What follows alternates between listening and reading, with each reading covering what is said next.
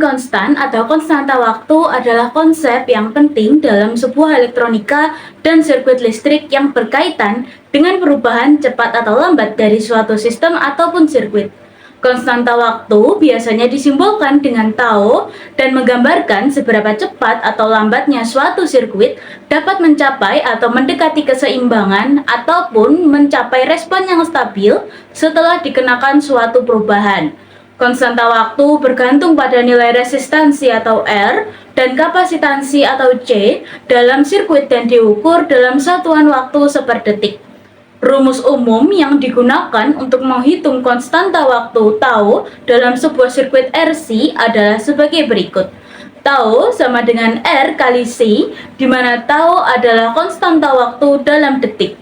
R adalah nilai resistansi dalam sirkuit atau dalam ohm.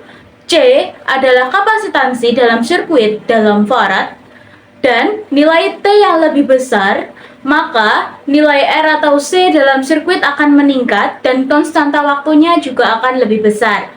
Ini berarti sistem akan merespon perubahan dengan lebih lambat dan lebih tahan terhadap perubahan. Sedangkan apabila nilai tau-nya itu lebih kecil, maka sebaliknya nilai R atau C dalam sirkuit berkurang dan konstanta waktunya akan lebih kecil. Ini berarti bahwa sistem akan merespon perubahan dengan lebih cepat dan kurang tahan terhadap perubahan. Penggunaan konstanta waktu RC sering digunakan dalam sirkuit filter, sirkuit penundaan, dan dalam berbagai aplikasi lain di mana kontrol atas waktu respon sistem adalah penting. Konstanta waktu juga berhubungan dengan cara sebuah sirkuit RC merespon sinyal input. Saat sinyal input tiba, sirkuit RC akan mulai mendekati nilai keseimbangan seiring berjalannya waktu dengan kecepatan yang ditentukan oleh nilai konstanta waktu. Jadi, untuk rumus tau sama dengan RC digunakan untuk menghitung konstanta waktu dalam sirkuit RC saja yang memberikan gambaran tentang seberapa cepat ataupun lambat sistem ataupun sirkuit dalam merespon adanya perubahan pada setiap inputnya. Perkenalkan, nama saya Satria Ahmad Faiz dengan NIM 185221068. Baik, di sini saya akan mencoba menjawab soal 7.3. Pada soal kita diminta untuk mencari tahu nilai time konstannya. Pertama-tama kita asumsikan dulu letak R1, R2, R3, R4 pada resistor-resistor yang ada di gambar. Tujuannya untuk mempermudah kita dalam mengasumsikan nanti dalam rumus seri paralel tersebut. Oke, baik. Kita asumsikan R1 ini itu di 10 kilo ohm, kemudian R2 di 40 kilo ohm, R3 di 20 kilo ohm, dan R4 di 30 kilo ohm. Nah, setelah kita asumsikan, kita cari rangkaian serinya yang mana, rangkaian paralelnya yang mana. Nah, ingat, untuk rangkaian seri berarti dia tidak ada cabang, sedangkan rangkaian paralel ada cabangnya. Oke, di sini kita lihat thread. Ini adalah rangkaian seri karena tidak ada cabangnya.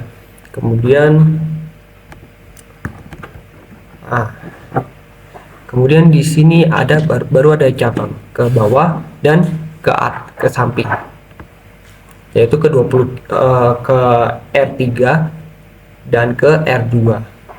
Nah, kemudian di R4 ke arah R4 ini tidak ada cabang lagi, berarti ini adalah rangkaian seri.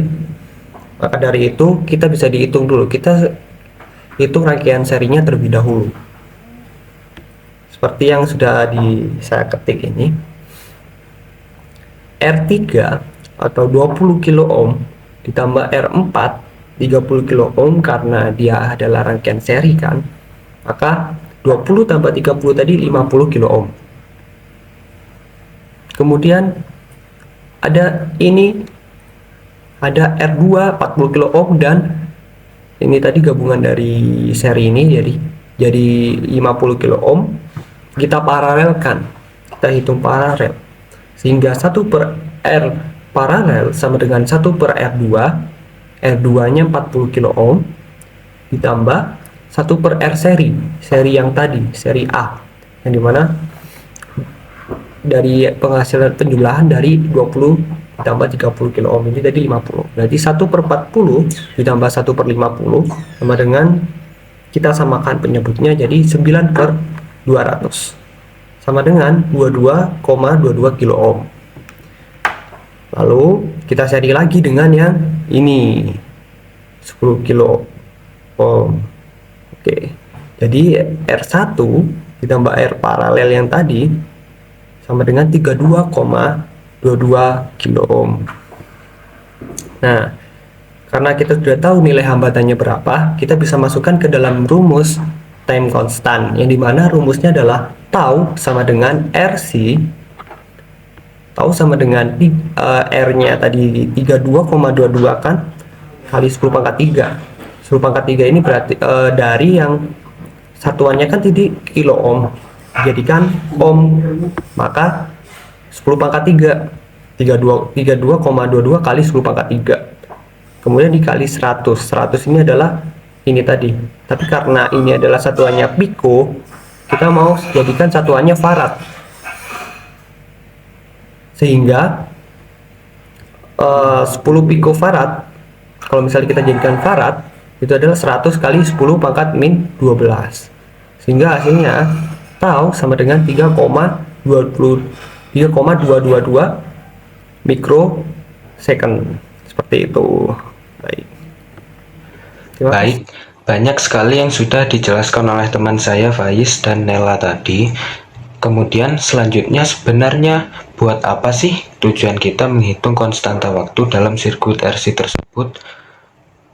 Tujuannya secara umum adalah konstanta waktu ini digunakan untuk memberikan gambaran tentang berapa cepat atau lambat rangkaian dalam merespon perubahan inputnya. Kemudian mengapa sih kita perlu tahu tentang informasi cepat atau lambatnya rangkaian dalam merespon perubahan inputnya?